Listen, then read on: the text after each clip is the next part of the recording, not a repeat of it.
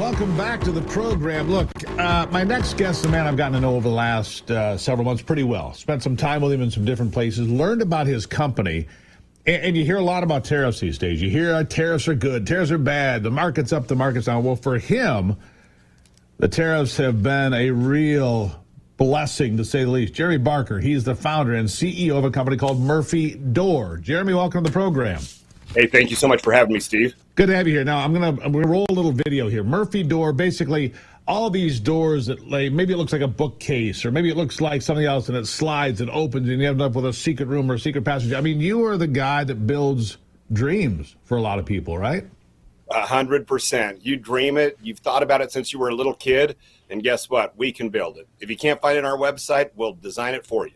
Right. And so right now, and people can see what's going on here in the video. Look, these are cool products, but you just told me before we came on, because you hear people say, the Democrats say, oh, these tariffs are terrible, you're destroying America, blah, blah. The tariffs have created a situation for you that your business has absolutely erupted. Tell us about that. All right, you got it. So first and foremost, I'm well aware in the tariff world. I have Murphy Ladder as well, which is a ladder that we have manufactured in China. So we've been affected by tariffs since the early Trump days, right? So I understand the dislike of tariffs because it caught us off guard. But in this current situation, when I built Murphy Door, I was a firefighter full time. I didn't have the money to be importing products, so I had to learn from no money how to manufacture something right here in the United States with domestic products because I couldn't afford large amounts of inventory. So by chance now at this tariff run, we've had the unique opportunity to be working at 97% of all our products are made domestically. We manufacture all our stuff with domestic products as well. And this time we're sitting on the receiving side of all the people that are needing to onshore. So our phones over the last few weeks have exploded. The wonderful thing about it is our people are well taken care of.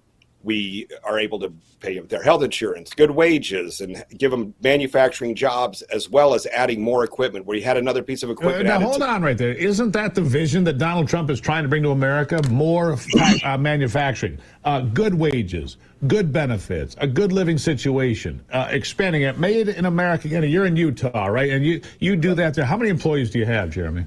We have 102 between Utah and Kentucky. We have a plant in Kentucky as well. That's right. Okay, so, but what you just described, manufacturing in America, the phone's ringing, employees that are happy, isn't that the dream that Donald Trump's trying to bring to America? 100%. And I'll tell you what, it's working for me, and it was immediate.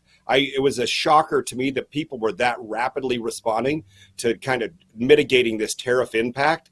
It has exploded our phones, exploded our workload to the point where now we're adding equipment and headcount. And it was, immediate.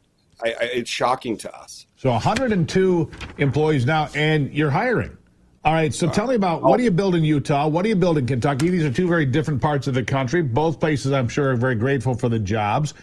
What do you got? What do you build? What do you do? So we have mimicking manufacturing facilities as far as our wood mill. So we build all the doors and our Murphy bed systems in Utah and Kentucky.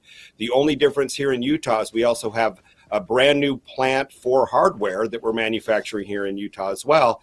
We're onboarding all the stuff that used to be onshored here, and we're making that right here in the Utah facility, in addition to the door systems that are made the same way in Kentucky. So let me ask you this. All right, so those are steel products being made. So you're talking about hinges and hardware and things of that nature, right? Okay, so the wood, where does the wood come from for Murphy doors, Murphy beds, and all the things you create?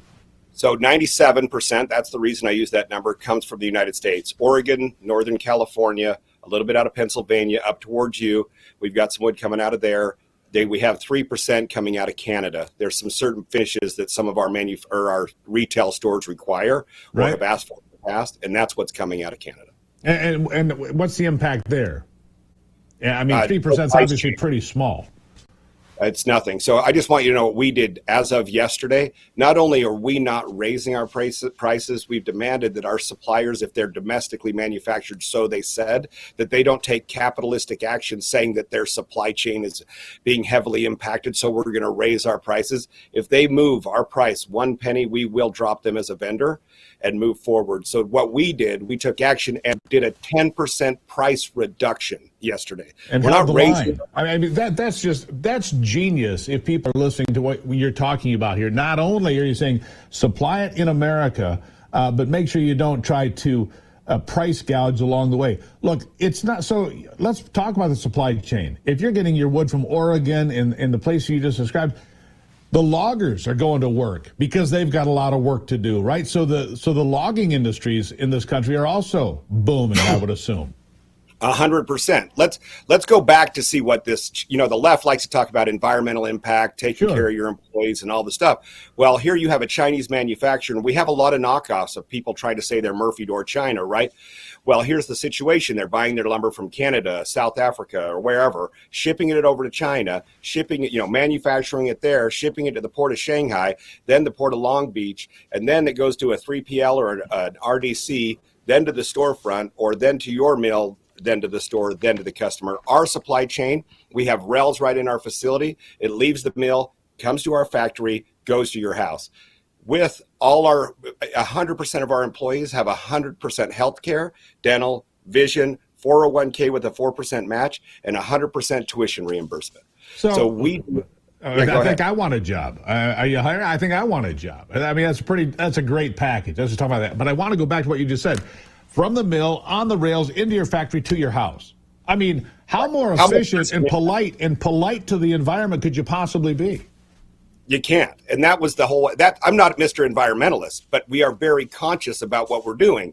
And if you think about it, when people try to argue with me about, say, hey, you're doing a huge environmental impact. I'm like, yeah, but when you're going to the store, you're buying the cheaper price thing, but yet you want me to give you 100% healthcare, 100% dental, and all these benefits and be environmentally friendly. Well, we have huge EPA regulations that we have to follow. Absolutely. And our environmental footprint of moving our product is extremely small in comparison to the cheap price tag that you want us to compete with. Well, I think you described it. I think you described it really well. If it goes from China to here to Long Beach to there to here to manufacturing, you touch it from the tree to the factory to your house. If you don't touch it 25 times, you don't interfere with the environment 25 times. If you touch it 3 times, there it is, right? And you know what? That was not my conscious idea when we did it. That's just the facts of how we are. That's how we ended up operating due to starting a business with no money, right? We're like, how do we minimize the touch, right? All right, so I want you to bring that video back up if you would, Anthony. Show the doors. We got a little bit of video here of the doors. They're very, very cool. Murphydoor.com, murphydoor.com. Tell the folks about some of the things that you create and some of the things that are available. We got about a minute here, Jeremy. You've got it. So Murphy Door specializes in creating multifunctional furniture.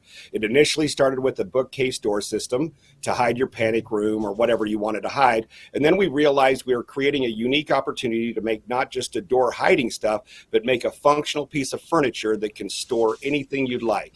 Then we expanded our offerings into beds and, armoires, nightstands, and made those multifunctional. So we're well known for speakeasies and humidors and office spaces and hidden wall panel systems. If you're looking for a unique offering in your house, you're trying to have a hidden room or a storage space that you have a tiny bedroom and you don't know how to lay that furniture out to get the maximum amount of use out of that furniture or at that space, we can make your closet that is a normal, reach-in closet be a quasi walk-in closet. It's something, folks, you've got to go take a look. It's murphydoor.com. He's got all those things you described and more. You want to hide money, you want to hide jewelry, you want to hide whatever, it's there. Murphydoor.com. Jeremy, I got to leave it right there, my friend. Murphydoor.com.